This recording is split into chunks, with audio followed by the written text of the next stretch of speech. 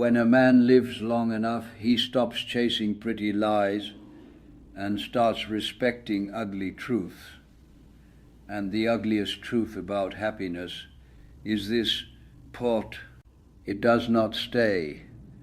People spend their whole lives trying to turn happiness into a permanent address. They think one day it will finally move in and never leave. After success, after marriage, after children, after money, after peace, after recognition. But happiness does not live with you like that. It visits, it sits down for a while, thought warms the room, and then it leaves without asking permission. That is the first brutal truth no one wants to hear. Happiness is not a constant state. It is a passing moment. The people who suffer the most are often the ones trying hardest to make it permanent. They build their whole life around one fantasy, that one day they will arrive at some perfect emotional destination where nothing hurts, nothing feels heavy, and the heart finally rests. But life does not work that way. You do not arrive. You adjust, you lose, you rebuild, you laugh, you grieve, you continue. The second truth is harder. A lot of people do not know how to be happy, even when life gives them reasons to be. Because pain can become familiar, disappointment can become routine, misery can become a home. Some people live so long inside stress, fear, and survival mode that peace starts to feel suspicious. Silence makes them nervous. Calm feels unnatural. So even when life softens, they keep searching for something to worry about, something to complain about, something to fear, not because they want suffering, but because suffering has become the language they understand best. And then comes another truth people hate. Happiness is not destroyed most by lack. It is destroyed by comparison. A man can survive with very little and still sleep in peace. But let him look too long at what another man has bottomed on, at what another man has bottom biked, and suddenly his own blessings begin to look small. It is not always hunger that makes the heart bitter. Sometimes it is envy. Sometimes it is the sight of someone else smiling in a way you thought life owed only to you. That is why two people can stand under the same roof, eat the same meal, live the same season, and one feels grateful while the other feels cheated. You see, happiness becomes impossible the moment your life is measured against somebody else's highlight reel. The heart was not built for that kind of constant comparison. It poisons ordinary joys. It turns enough into insufficiency. It turns gratitude into restlessness. And the saddest part is, the more people compare, the less they are able to recognize the quiet goodness already sitting in their own hands. So know happiness is not something you lock down forever. It is not proof that life is perfect.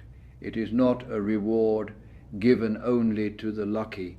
Sometimes it is just a small breath between two heavy moments, and if you do not learn how to notice it while it is there, you will spend your whole life saying you were waiting for happiness.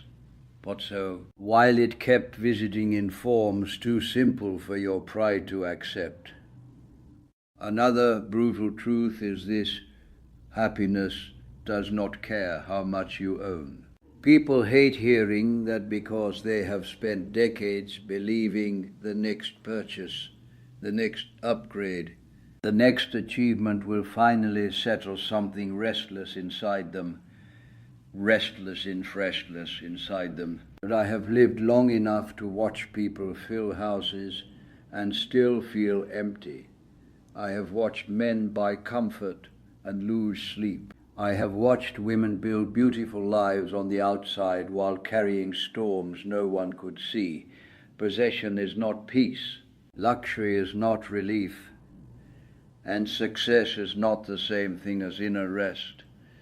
The world teaches you to chase more, bought more money, bought more praise, more attention, more proof that you matter.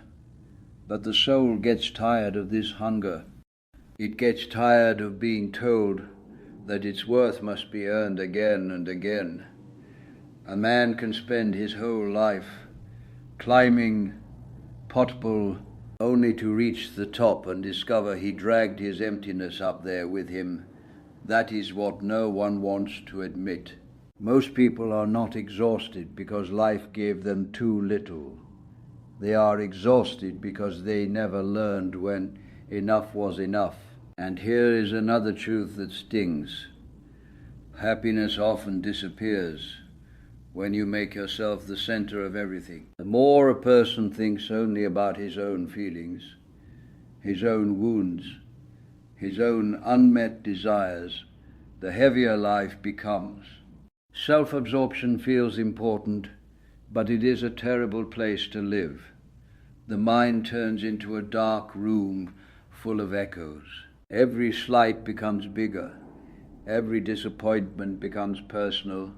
Every delay feels like an insult from the universe. But when a person looks beyond himself, when he serves, helps, listens, gives, something strange happens. His suffering becomes lighter, not because his problems vanish. Not because his problems vanish, but because his soul is no longer trapped inside its own reflection. Then there is a truth age, teaches with no mercy. Happiness is deeply tied to acceptance, not approval, but acceptance. Those are not the same. Acceptance means understanding that some things will never be fixed the way you wanted. Some people will never love you properly. Some apologies will never come. Some losses will never make sense. Some dreams will die right in front of you. And if your happiness depends on life behaving fairly, you will remain angry for a very long time. Life is not fair. It is not neat. It is not interested in your preferred script. It keeps moving but or without your consent. The people who find the most peace are not always the people with the easiest stories. Often they are the people who stopped arguing with reality. They stopped asking why everything happened the way it did. They stopped demanding that yesterday return. They stopped begging life to undo what time had already written. And in that surrender, not weakness but surrender, they found a quieter kind of strength.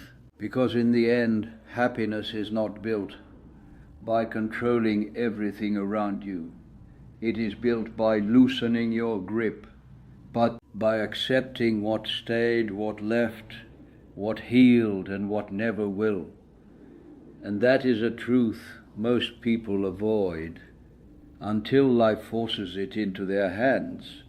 And now here is the truth that cuts deepest. Happiness demands a price most people do not want to pay. That price is letting go of illusions. The illusion that life will explain itself. The illusion that good people are always rewarded. The illusion that if you love enough, give enough, wait enough, everything will eventually come together in the way you imagined. It will not. Sometimes life stays unfinished. Sometimes the questions remain. Sometimes the wound closes but never disappears. And maturity begins the day you stop asking happiness to come wrapped in certainty.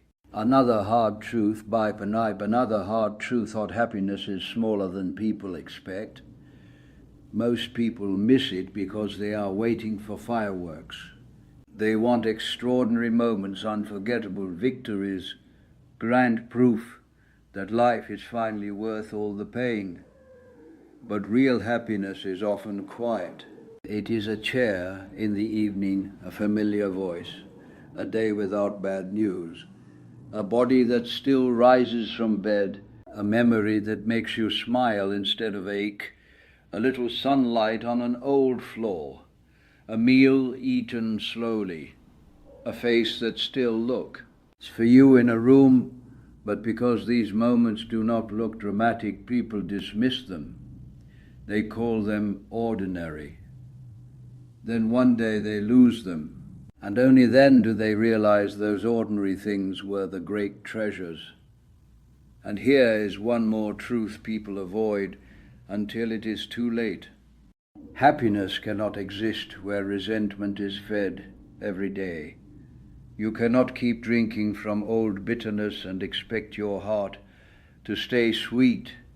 Many people become loyal to their pain. Many people become loyal to their pain. They repeat the same betrayal, the same injustice, the same disappointment in their minds until it becomes part of their identity. They say they want peace, but they rehearse the injury every morning. They say they want joy, but they protect the anger because it makes them feel strong. But bitterness does not make a person strong.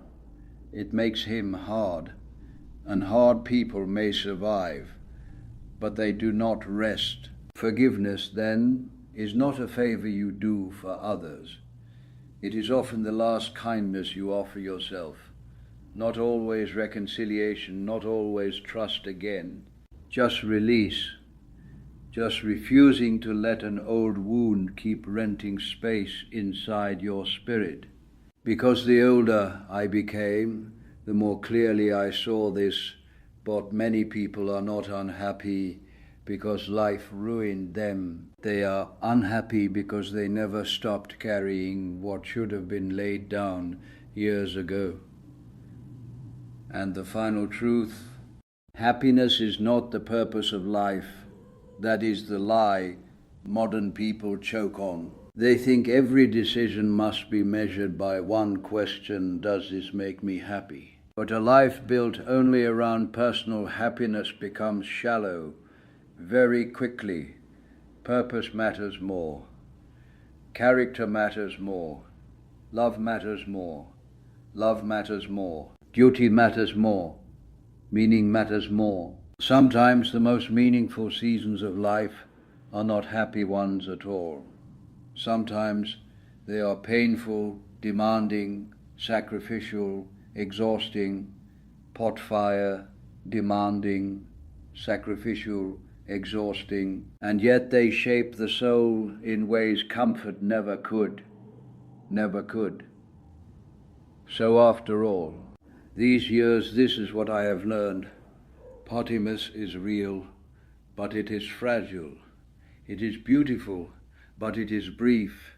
It grows best in humble places. It visits those who stop worshipping it, and the people who find the deepest peace are usually not the ones chasing happiness with all their strength, but the ones living honestly, loving deeply, accepting reality, and being grateful when joy quietly knocks on the door.